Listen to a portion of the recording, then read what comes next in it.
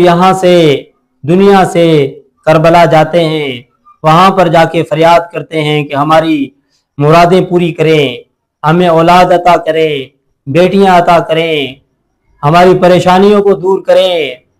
وہ حضرت فاطمہ رضی اللہ تعالیٰ عنہ سے مانگتے ہیں، حضرت حسین رضی اللہ تعالیٰ عنہ سے مانگتے ہیں۔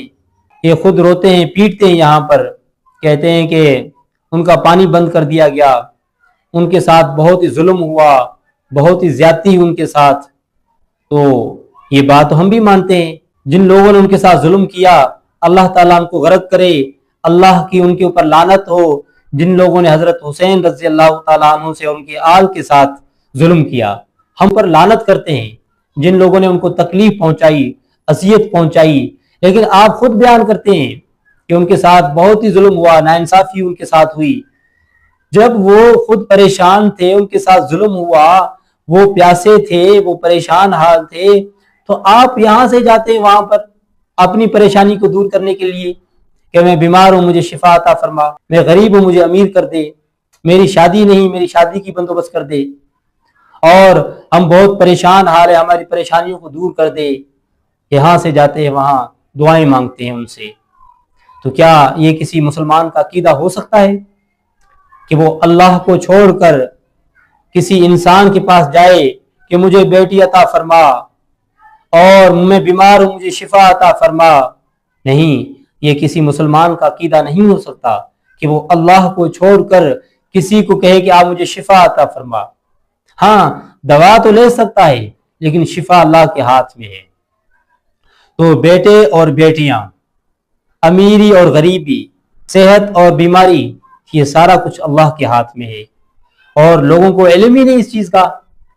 ان کو سمجھایا گیا ہے، یہ جو ہمارے امام ہیں یہ ہمیں شفا عطا فرماتے ہیں، ہماری بیماریوں کو دور کرتے ہیں، ہماری مرادوں کو پورا کرتے ہیں، اور اسی وجہ سے بیچارے لوگ ان کے پیچھے لگے ہوئے ہیں کہ ہماری پریشانیاں دور ہوں گی۔ یہ بات کو سمجھتے ہیں کہ اللہ کی طاقت سب سے زیادہ ہے، اللہ سب کے اوپر غالب ہے، وہ رب العالمین ہے، سارے جہاں کو وہی کھلاتا ہے، وہی پلاتا ہے، وہی حاجت و رواں ہے، وہی زندگی دیتا ہے، وہی موت دیتا ہے۔ اس کے باوجود وہ ان کی باتوں میں آ جاتے ہیں کہ چلو یہاں سے بھی کچھ مل جائے، کچھ یہاں سے بھی بن جائے۔ بیچارے یہاں سے دور دراز کا سفر کر کے کربلا میں جاتے ہیں اپنی منتوں کے لیے۔ جو خود پریشان حال تھے، جو دوسروں کی مدد کے منتظر تھے، ان کی مدد نہیں ہوئی، شیعہ نے ان کے ساتھ غداری کی، شیعہ نے ان کو بلایا اور ان کی مدد کے لیے نہیں آئے۔ یہ شیعہ کی اپنی کتابوں میں لکھا ہوا ہے، اپنی طرف سے میں نہیں کہہ رہا ہوں، بلکہ آپ اس شیعہ عالم کی زبانی سنیں، یہ کیا کہہ رہے ہیں کہ حضرت حسین رضی اللہ تعالیٰ عنہ کو بلانے والے شیعہ تھے، انہوں نے حضرت حسین سے دھوکہ کیا، وہی لوگ اس کے ذمہ دار ہیں، حضرت حسین کے اور اس کی پوری آل کے ذمہ دار وہ شیعہ ہیں جن لوگوں نے حضرت حسین رضی اللہ تعالیٰ عنہ کو کربلا میں بلایا، اس کے بعد وہ مدد کے لیے نہیں آئے۔ انہوں نے بے وفائی کی، کوفہ میں شیعہ تھے، انہوں نے بے وفائی کی، ساتھ نہیں دیا، عہد کیا، بلایا، دعوت دی، حمایت نہیں کی۔ آج اگر دیکھا جائے تو بڑے بڑے نعرے لگانے والے بھی وہی ہیں، یا حسین ہے حسین کہنے والے بھی وہی ہیں، اور اس کو بلا کے نہ آنے والے بھی وہی ہیں۔